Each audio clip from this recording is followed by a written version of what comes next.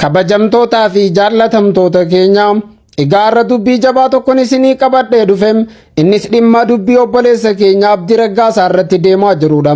Sunis mooraa warra Pirootestaantii keessaa wacaa fi sagaleen Abdiin nuuf haa hidhamu seera jala nuuf ooluu qaba jedhu dhagahamaati jira.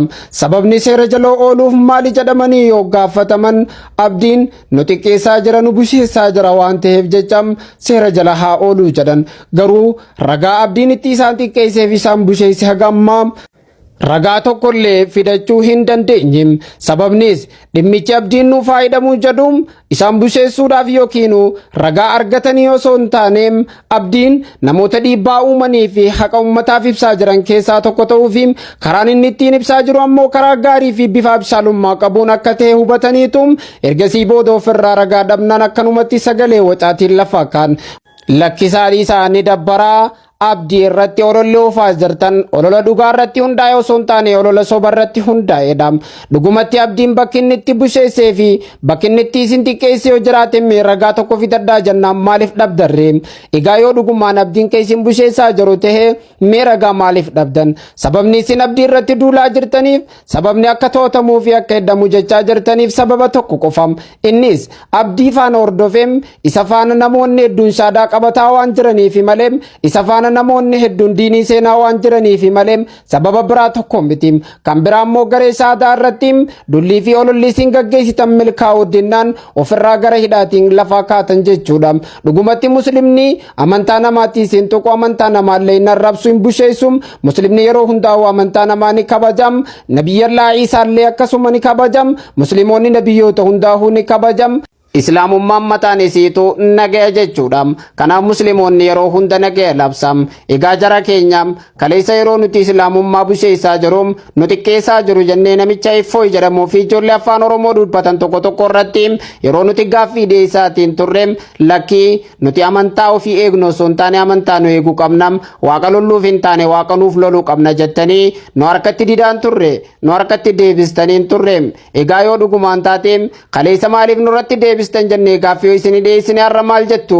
Dhugumatti isin amantaa keessantu bushaayee otoo hin taane amantaa keessantu tuqame otoo hin taane dhugumatti Abdii faana namoonni gara islaamummaa seenan heddummaachuu irraa kan ka'e rifattanii waan qabattanii fi waan dhiistan wallaaltaniitu haa hidhamu jechuutti jirtan. Kan ammoo nuti isin hubannam dhuguma rabbii sanitti Abdii faana namoonni hedduun akka galaana dambalii galaanaatti dhangala'aniituma gara islaamummaatti duudaa jiru. Namoonni hedduun galaanni kun ammoo galaana isin deebisuu dandeessanii miti.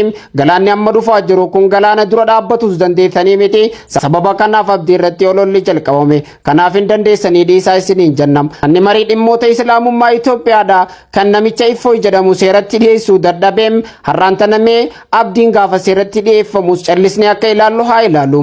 Dhuguma rabbii sanitti manni marii dhimmoota islaamummaa Itoophiyaa kan kaleessa Iffooyin seeratti dhiyeessuu dadhabeem gaafa immoo Abdiin seeratti dhiyaate gaafa san nuufi majlisni islaamummaalleen harka walirraa dhadhaanne addaan baanam. Dhumarratti wanni hin dhaammachuu barbaadu uummata muslimaa addunyaa irra jiru maraaf manni maree dhimmoota islaamummaa Itoophiyaa fi manni maree dhimmoota islaamummaa Oromiyaa kan kaleessa namicha Iffooy jedhamu seeratti dhiyeessuu dadhabeem har'a yoo Abdiin seeratti dhiyaateetiin mana hidhaa seenee asirratti nuufi majlisni nagaa walitti dhaammanne adda baanam. Majlisa jedhamu kana har'aan booda siin deeggarruusim har'aan booda filannoo dhufaa jirtu irratti illee majlisa kana siin filannu. Manni maree dhimmoota islaamummaa fi naannoo Oromiyaa kan kaleessa Iffooyin seeratti dhiyeessuu dadhabeem har'a yoonii fi Abdiin seeratti dhiyeeffame mana maree dhimma islaamummaa kan jedhamu hin qabnu har'aan booda nagee walitti dhaammanneenuu fi manni maree dhimmoota islaamummaa Oromiyaa fi Itoophiyaa addaan baana.